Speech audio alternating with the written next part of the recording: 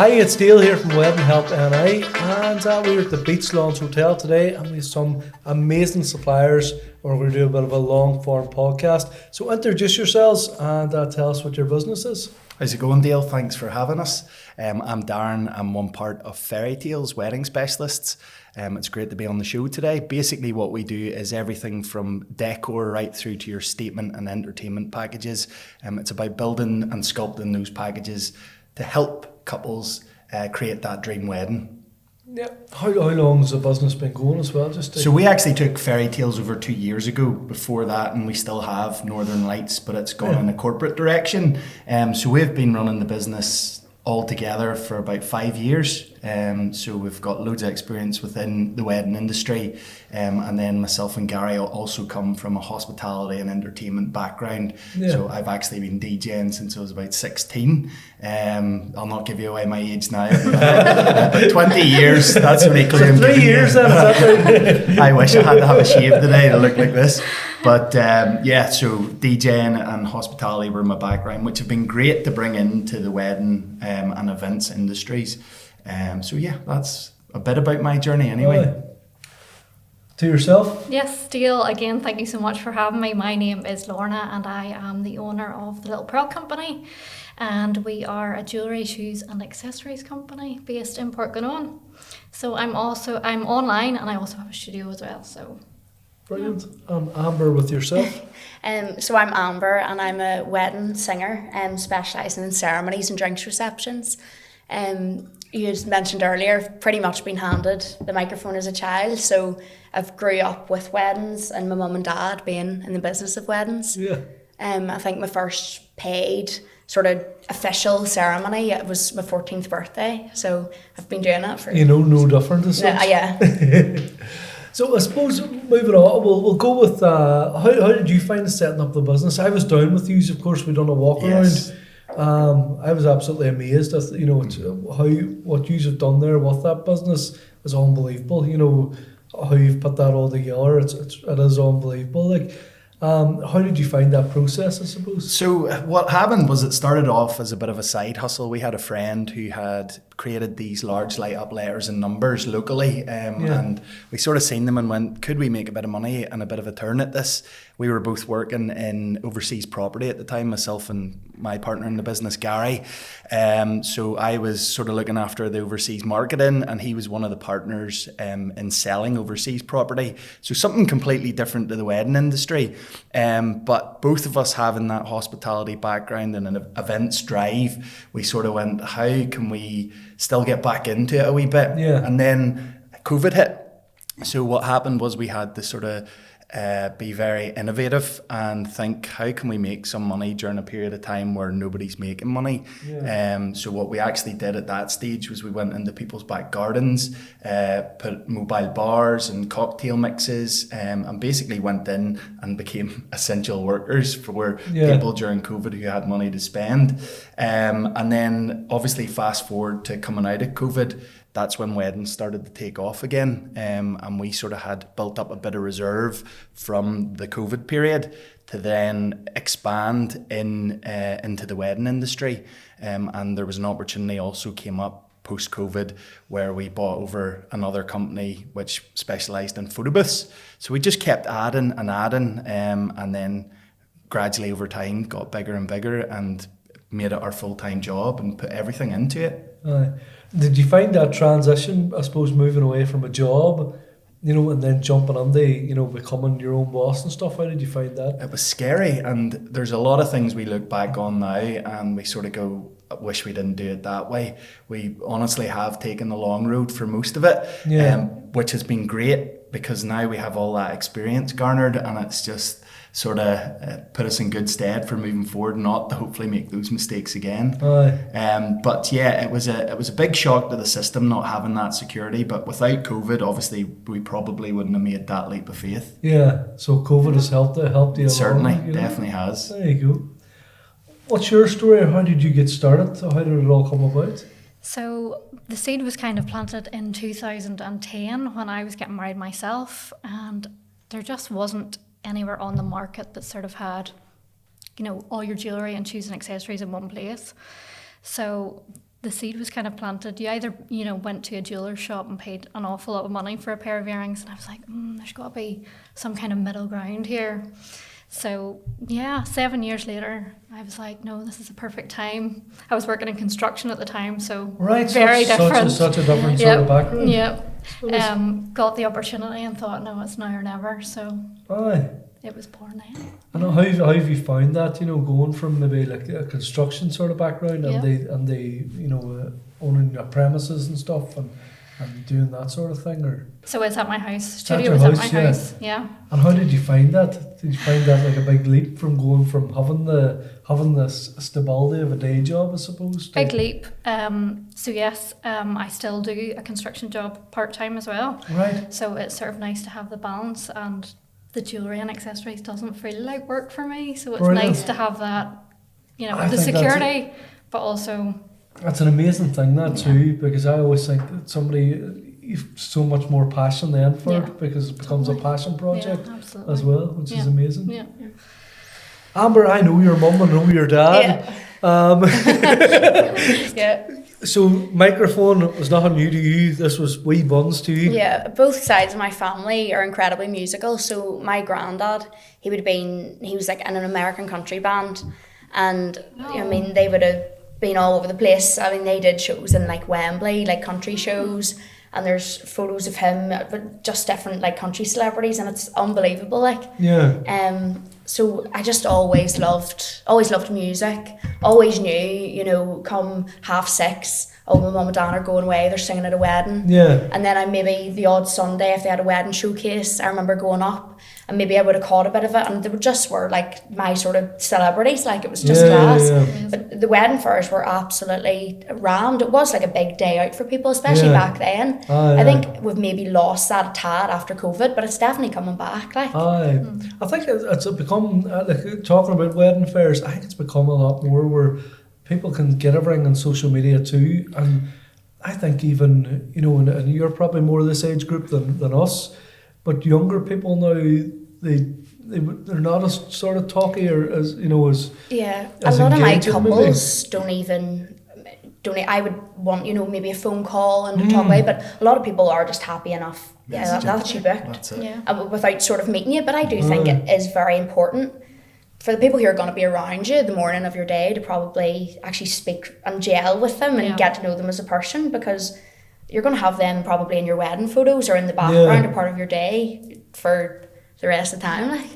How do you find that, I suppose, engaging now with couples, or do you find that it's phone calls or it's WhatsApp or So like basically with the wedding showcases, we love getting in front of people because people buy people, do you know what I mean? It's that personality, it's about selling that story for them and going, we are invested in your wedding day. It's very hard at times for all to be digital. There needs to be some human interaction, especially in the likes of your line of work where you're selling a product as such, and people need to see it and feel it and see what it looks like on. I know.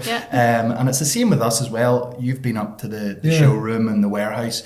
Once people go in and they actually visualize things and see them, then they're like, do you know what? I really need this now. It's really hard from pictures to like get a really clear picture, seeing something that's maybe set up in one location that'll be completely different in a different location. There's so much choice now too. So much choice. And I think couples are probably a bit overwhelmed at times because of how it's great to have so much, but it's a lot. That's it. Do you think that that's a good point there, that overwhelmed, but do you think as well couples then have I suppose the perception as they have to have this, they have to have that? Can it be too much at times as well? A bit. I had a wedding on Sunday actually, and a lot of the suppliers were from Wedding Help, but they really did things their own way. So she didn't have any bridal party, didn't do speeches. They kept their ceremony very simple. And they just decided, well, we don't really feel comfortable doing speeches and we don't want to do it, so we're not going to. So there's something to say for also stepping away from what's expected, because it is all social media now and you want all the big things. And that can be quite hard, because I think vendors put a lot of pressure. Well, not that they put a lot of pressure, but there's so much out there and vendors are showing the best. We can sometimes show the best of ourselves. And, every wedding doesn't like that as well. which can be a tough one, like, you know. Yeah, no, there's difficulties there.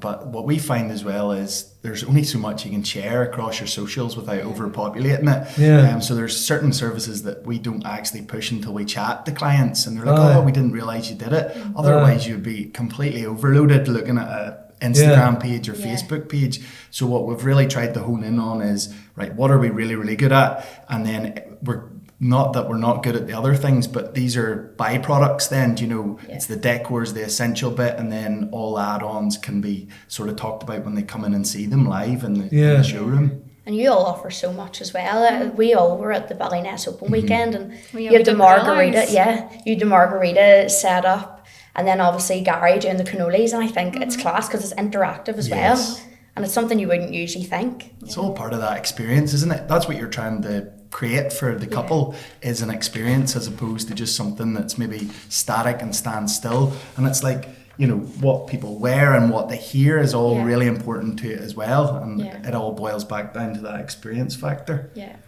One of the big questions we always get asked, where are couples overspending, and maybe what shouldn't they cut, or what should you keep as well? If you're working on budgets have become a big thing with weddings.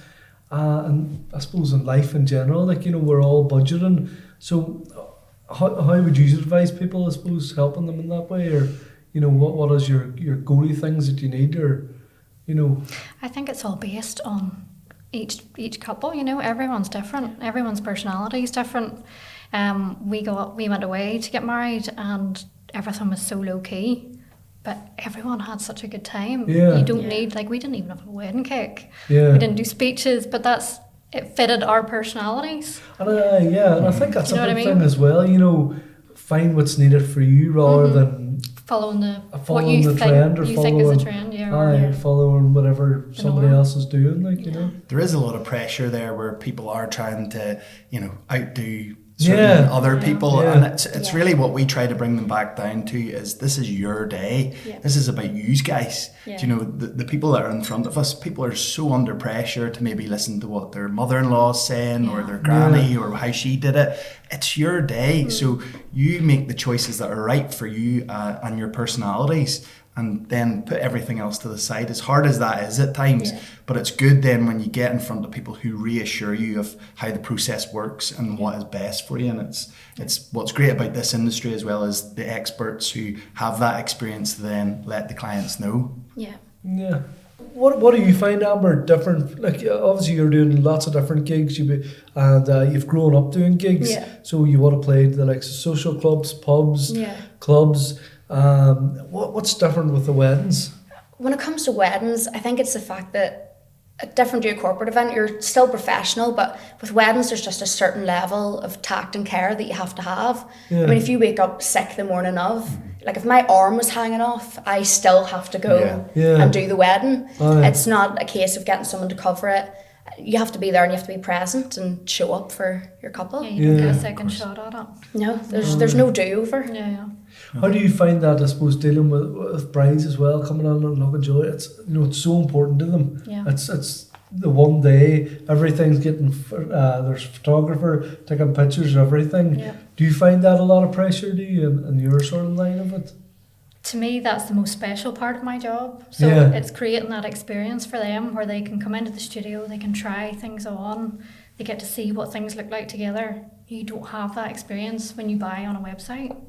So the feedback I always get is, oh, what a lovely experience that was. So that's what I always try and encourage. I think them experiences as well, they're brilliant for brides as well. It's they what can, people isn't want it? now, You know, that experience of talking to somebody, and you can discuss things and discuss your needs as well, you know. And a lot of people don't have they can't imagine things. They're looking for that advice as well. They're looking for a bit of a handhold, you know, bit of guidance.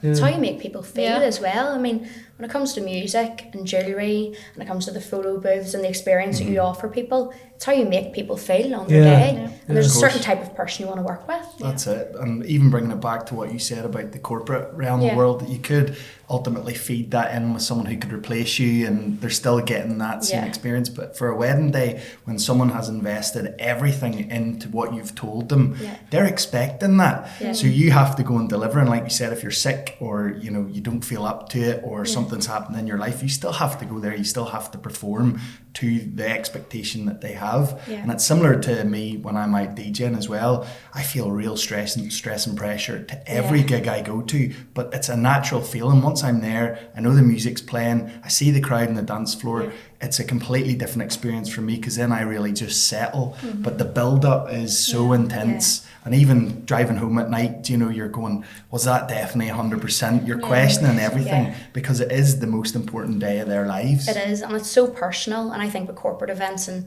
you don't have that, you're not hearing about their story and what they like. I mean, I would listen to what genre of music couples like, and maybe I'll then try and incorporate that into my set, because it's a personal touch that you don't really do as much with corporate work in that sense. And Dale, I'm sure you're the same as well when you're out and about, but what you'll try to do as well is find out a bit about the crowd, find out a bit about the uncles that are a bit of crack, and get involved and engage with them, because they could just create the whole night in that experience and atmosphere. I think that's really important as well.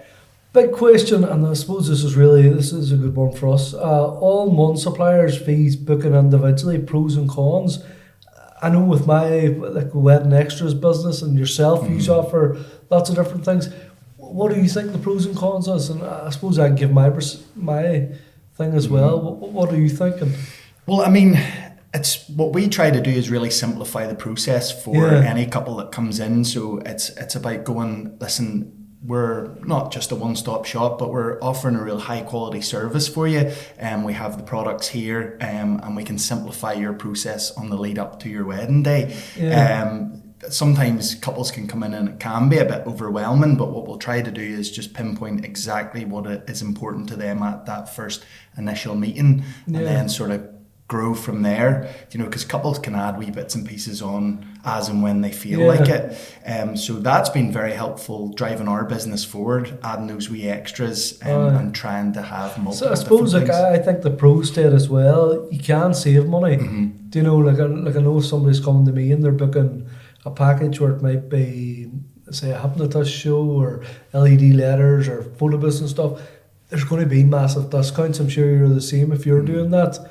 I don't know if there is any real cons to it. Do you know, what would your thoughts be? Like, you know, I suppose it's just like we had said at the start of the conversation, it's what their personality's like. So we might offer a particular type of service that maybe doesn't quite match. That would be the only con. Is going, look, there's maybe another supplier out there that does it the exact same way you do it, but you know, like you're saying, there's not that many cons to having everything under the one roof. Setting a budget's really important for weddings. What would your advice be to couples, I suppose, planning and setting budgets, you know, and doing that sort of thing as well? You don't ever want to push anybody outside their comfort zone. But you want them to have the day that they want in their head, so it's a tough one. It's a really tough one. I suppose, it's finding what your interest is. So, you know, like what's really important to you? Do you know, is jewellery really important to you? Is having a photo booth really important to you? Everybody's going to be different. Everybody's going to be different, and finding that person as well. So, you know, finding what's important to you, maybe even writing out a list of things, writing down the important things, the things that you need at your wedding, you know. So, like, everybody wants good food. Where's my venue, you know, music, you know, what do we need, you know, that sort of, you know. I think the good thing about Wedding Help is, especially with venues and stuff, if a couple come to you and they have a particular venue picked, you can then, because you've worked with them closely, is sort of advise certain things for particular types of areas, which will be cost effective to the couple or will create that experience. So it's about going, like we spoke about, Alnahalmond or, you know, Lime Park, those quirkier venues that maybe wouldn't match up to like a hotel, for example, because there would be something different would go in there. So it's about being realistic with the couple and going, we think this would really work, here's some examples, and then really visualising it then, you know. Bringing that round to that as well. And I'm sure with you as well, the theme, do you know, if they've went for like a real glam black and white theme, you can then sit down and go, well, this is what you should be looking for, and this would really suit what you're wearing and how you want to feel. And with you, with the music as well, you can sort of tailor that to be bespoke to the setting you're in. Yeah, absolutely. There's a lot of people would maybe book me for Alta Hammond or for Ballyness, and it's because they love American country music and it's got that stable barn feel. And well, that's going to fit the theme for your wedding perfectly. Of course. Yeah. What is your favourite music? What sort of music American do you like? country, I would say. American Yeah, country, I started posting a lot of that sort of stuff, and then actually it was really lovely because then couples started reaching saying, could you do my drinks reception but that sort of American country vibe, because it's massive at the minute. It is, it's huge. And that is self-indulgent for me, but it's just, I love it. And who's your favourite artist at the minute? Chris Stapleton, I would say, but I'm not loving a wee bit of Ella Langley. I think even when I do a drink set, there's some Choosing Texas at the minute. I did it on Sunday, and there was a child straight up and actually took the mic and ended up singing it. That's it. And there's so many trends as well on TikTok it's to country massive. music, which are coming into weddings too, because like couples will say, look, we have this like line dance plan for the start, and I'm going, where has this came from? But it's on become TikTok. that American country as well. It's become huge. Yeah, there's so many different trends. I think even when it comes to songs, a lot of brides end up having, you know, the same song because there's a trend, or a lot of people are, you know, oh, this photo booth, this is trending, I need to have it. Yeah. And then it's when the wedding comes around, maybe their idea has changed slightly because trends do come and go. Yeah. We touched on that a bit as well whenever we were down the shop, and you know, get your core things, as you were saying that time, get your core things booked, and then maybe get slightly change, and like, slightly because you have to be change aware and of those as trends, well. and just be versatile enough to go, do you know, something that you thought about 6 months ago is completely different now on the lead up to your big wedding day. So look, I suppose it's about being flexible with those changes, but still being firm enough to go, look, this is the sort of cut-off point for the big important things, because you've maybe turned away other work, but being flexible enough to go, look, we want this still to be the best day, so let's change it up slightly. Yeah. Moving on the sort of running a business and stuff, you know, how do you find that running, you know, daily running? Is it getting harder to run a business, or how do you find that, you know? Just interestingly, for my own curiosity, what's it like with the whole Brexit and getting stuff shipped in? Terrible. Is it? Yes, it's terrible. I find So that hard. even like I wouldn't be ordering stuff, but I know even like light bulbs for LED letters.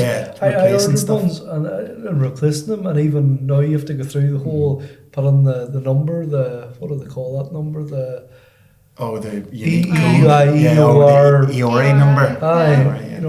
But that's all to come as well, hasn't it? You know? And a lot of the time as well, if I post down south, it gets caught in customs, and I'm like, it's not supposed to happen. I know, it's still the way of the difficult. world at the minute. Yeah, it's difficult. We actually got quoted there today. A company we would use down south for aisle carpets have now doubled the price of the aisle carpets. We were on getting a quote for a wedding coming up, and they were like, you're not going to believe this, but we're having to charge literally double of what we were charging you beforehand, just because whatever's happened, whether it be the war or do you know what's going on in behind the scenes. It's increasing all the prices. But even down to fuel prices now. Do you know, like I was like, I do a lot of traveling. Like I'll be in Limerick and Cork and everywhere. And it's big time. Like it's definitely noticed that difference. Like, you know? You feel the pinch for sure. Big time. And we have 6 vehicles on the road. So we have like 3 big Lutons and then 3 vans. So like on a busy weekend over the summer, we could have all of them on the road, either out doing deliveries or picking up stock from particular venues, and that all adds up after a week. Especially when you're giving quotes out for maybe 2028. Because we're now in 2026, and everybody is frightened to look at the fuel prices every morning. No, that's it. Where do you find now you're actually bringing in bookings from in 2026, like socials? I find Instagram really good at the minute for like reels, and I knew nothing about reels probably about 3 months ago, but I've just started to really get on them. It's a learning process, but I think it's so hard, you know. Like you're probably a lot, you know, because you're younger. It's easier to pick up, but I think, you know, you sometimes get lost on too. Like, how do you find that? I suppose from the jewellery thing, you know, are you always having to sort of, put your stuff online and stuff? Where do you think it gets the best traction? It's really difficult, and probably the same as yourself. We sort of grew up with Facebook and Instagram, Yeah. and then all of a sudden, so you same. grew your following, and then boom, all of a sudden there's TikTok, and everybody's Aye. moved to TikTok. Yeah. So it's like, gosh, we've another thing to try to figure out. Yeah. But yeah, socials are always going to be massive. But word of mouth, I think, like you said, is, Word of mouth holds more weight. So It does. Because it's from someone you know, and that's the good thing about Wedding Help is that I've got a lot of past brides that then maybe recommended me and said, look, I have quite literally just booked her and my wedding day was great. Yeah. And it's the same as if someone has a personal experience, people are showing that, then that holds almost more weight than It just seeing a does. video because It they've does. worked with you. I think something like Wedding Help, it gives you that, it's that brand, that you're legit, Yeah. if that makes sense, and you're recommended, you're a supplier that's recommended, you're in the industry, and then, so it's a great tool that they have. But as I say, the socials, it's something can be right over my head. Of course, but also like even being a preferred supplier of particular venues holds so much weight as well, because if couples come in and you have a really good relationship with the venue, they're going, listen, this is who we normally use, check them out, don't look past them. Then you've maybe got a consultation, you've got them through the door, and then they can see what you do firsthand. So that is vitally important for us in growing our business and being consistent with that. But again, socials, Instagram, Facebook, and still the wedding show, see getting in front of people and them just hearing that you're passionate about their wedding day, how they got engaged, what their plans are. That's all part of it. And it's, do you still think now, I know we sort of touched on it earlier, do you still think that wedding fairs are still worth it the way they were? Like you actually said it earlier on, whenever you were a kid, going with your mum and dad to the wedding fairs, and they were, they were massive. And I do agree, they were. I remember so much there bigger, I think, years ago. hundreds packed in those rooms, and I think COVID maybe ruined that a bit. And then there's just so much on social media now that a lot of people sort of have decided what they want before the wedding fair comes around. They don't need to go to the wedding. But you could book, for example, a celebrant and then meet them in person and go, she doesn't really fit my vibe, she's not fitting what I want. And it's the same as anything. Is that someone that you want around you on your wedding day? It has to be someone that you really gel with. I think you've got to be picky now about fairs and know that it's worth doing, because you're giving up your time as well. It's all a big thing. Like I always think Sundays are hard come by. after a long weekend. So it really is. It's one of them things. Is it worth it? And getting the right ones, isn't that right too? I think so. Yeah, I think it's really important to still do shows, but I think at the very start, what we got in the habit of doing was doing too many, overstretching ourselves, and then not seeing the return, then getting a bit disheartened by it. But now we've sort of refined it after that, experience to the ones that we feel will be really important for us, or maybe slightly closer to home, so we're not travelling 2 hours down the road. And it's just about refining it and seeing what works best for the business. To get it to work out. Planning focused. So we're going to go into this one now. How to build your dream wedding without stress. What would you sort of approach to do that? How to build your dream wedding? Prioritise just the things that matter most to you. So like holidays would have been top for me, so I would have been thinking honeymoon top, then like food, and then just built it down like that, I guess. I think I just left it to Jamie. Was typical man.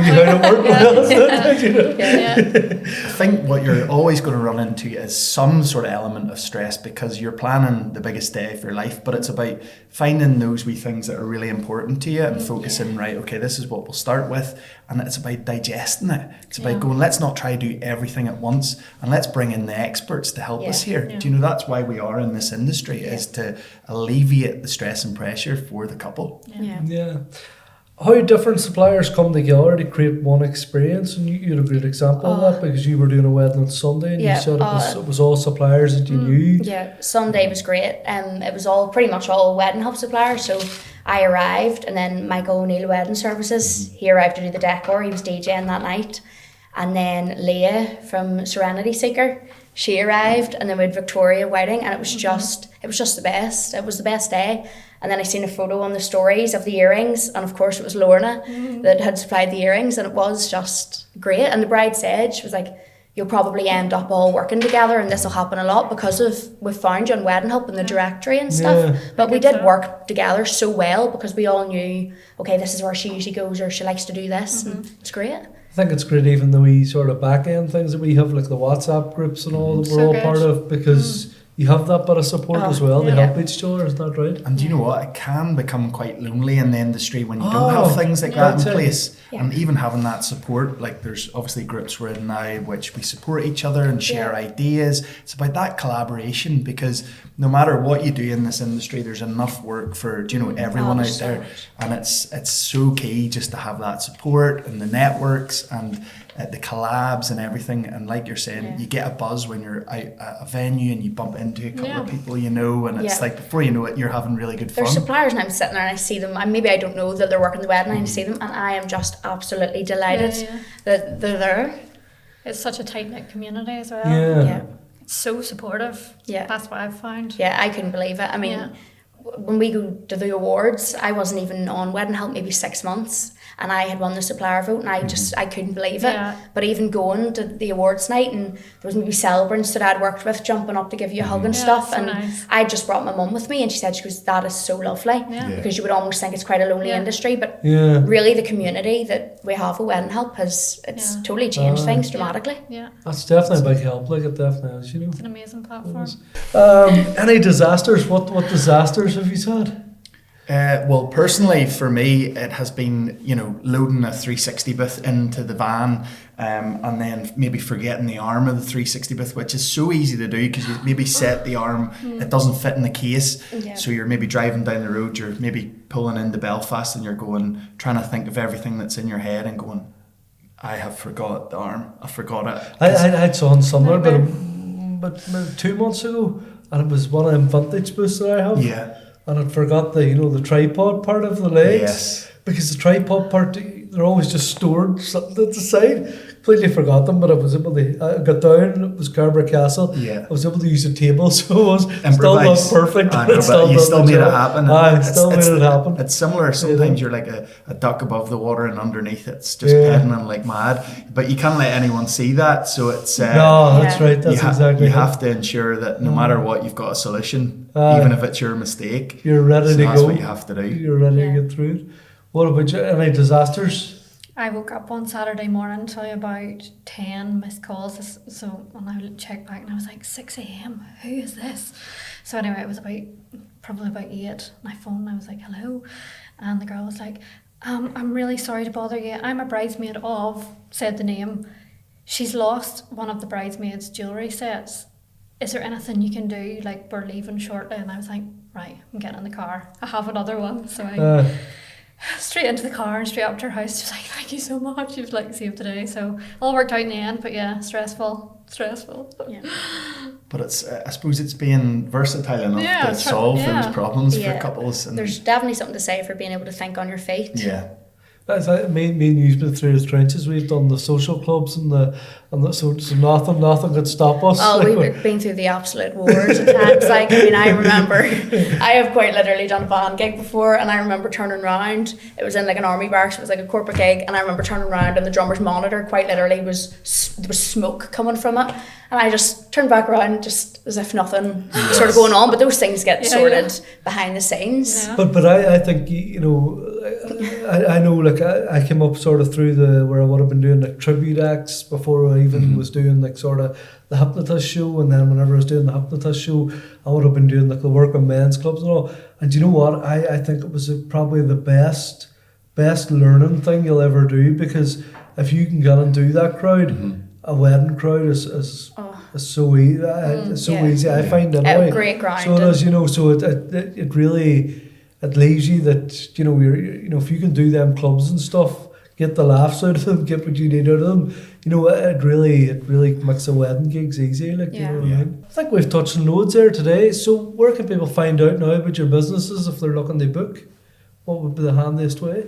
So first and foremost, Wedding Help. You can find us obviously on the website, and also then socials, Instagram, TikTok, Facebook. We have a website, and then we have the ability for you to book in for consultations and come and see us in person. Yeah. Do you want to share your handle? Oh, of course, yeah. Wedding Specialists NI, just across all socials. Thanks for that. Look at the camera now whenever you're doing that. Direct the camera, just, Yeah, and all the same for myself. So my socials handle is at Little Pearl Co. And the website is www.littlepearl.co. I'm on everywhere, just as Amber Beckinsale vocalist, and then of course on Wedding Help too. Brilliant. Thank you so much, guys. Thank you I for think having we've us. touched on lots. And that brings the episode to an end. Thank you. Thank Bye you, for Dale. now. Thank you so much.